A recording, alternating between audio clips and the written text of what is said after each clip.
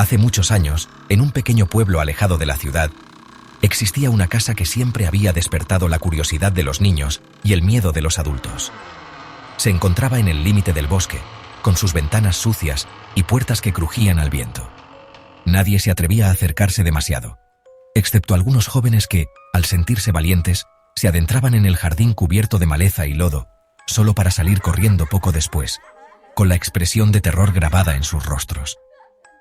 Los habitantes del pueblo decían que la casa estaba maldita, pero nadie sabía por qué. Algunos hablaban de una tragedia ocurrida allí hacía décadas, mientras que otros aseguraban que en sus pasillos se podía escuchar el llanto de una mujer, seguido de un siniestro susurro de una voz de niño.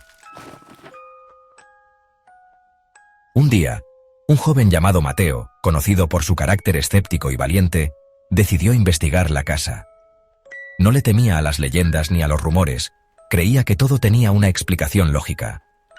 Junto con su amiga Laura, una chica de espíritu aventurero, se dispuso a explorar la vieja mansión. A medida que se acercaban a la casa, el aire se volvía más denso, y un extraño frío comenzó a invadirles. Laura, algo asustada, sugirió que quizá deberían irse, pero Mateo la convenció de seguir adelante.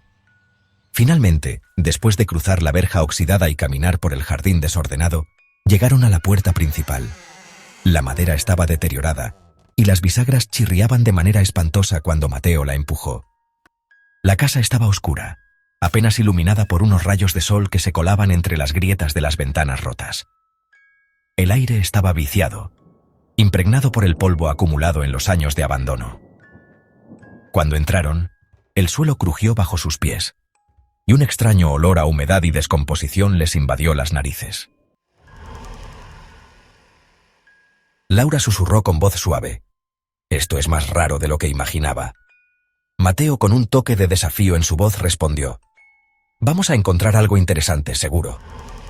Caminaban por el pasillo principal cuando algo captó la atención de Mateo.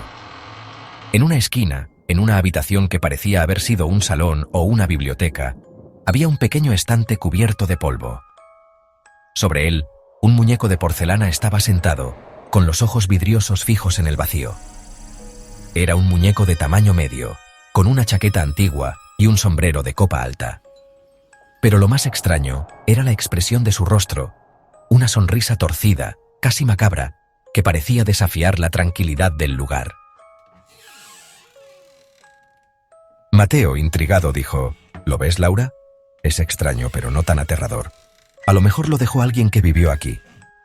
Laura no estaba tan segura, pero se acercó también, con un ligero escalofrío recorriéndole la espalda. De repente, algo extraño sucedió.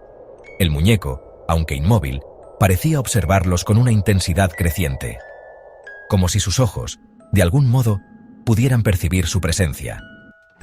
La habitación se volvió aún más fría, y un susurro débil pero penetrante llenó el aire. Era como si alguien estuviera hablando en un idioma que no podían entender. Laura sintió que la temperatura caía rápidamente, y su piel se erizó. Pero cuando intentaron dar un paso atrás, la puerta por la que habían entrado se cerró de golpe, con un estruendo ensordecedor que los dejó paralizados. Las luces titilaron, y la sombra del muñeco pareció alargarse, moviéndose hacia ellos. Un escalofrío recorrió la espalda de Mateo, y un sudor frío se formó en su frente. De repente, el muñeco comenzó a moverse, no en grandes movimientos, pero sí con un movimiento sutil y espeluznante. Primero su cabeza, luego sus manos, como si estuviera despertando de un largo sueño. Y de sus ojos, que antes parecían fijos en la nada, comenzó a brotar una especie de luz tenue y amarillenta que iluminaba débilmente el cuarto. Una voz se escuchó en la inmensidad de la habitación. «No saldrán, no hasta que yo lo diga». «¿Qué está pasando aquí?», se preguntaron mientras se alejaban de aquella voz. De repente, una sombra más oscura que la noche misma surgió detrás del muñeco tomando forma humana. Era una figura de niño, vestida con ropas antiguas, su rostro pálido como la muerte y sus ojos vacíos, como si fueran dos pozos sin fondo. El niño sonrió, pero su sonrisa era más macabra que la del propio muñeco. «Soy el que nunca debiste encontrar. Soy el que habita en este muñeco.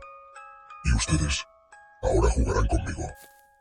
La figura se acercó lentamente y el aire se llenó de un frío glacial.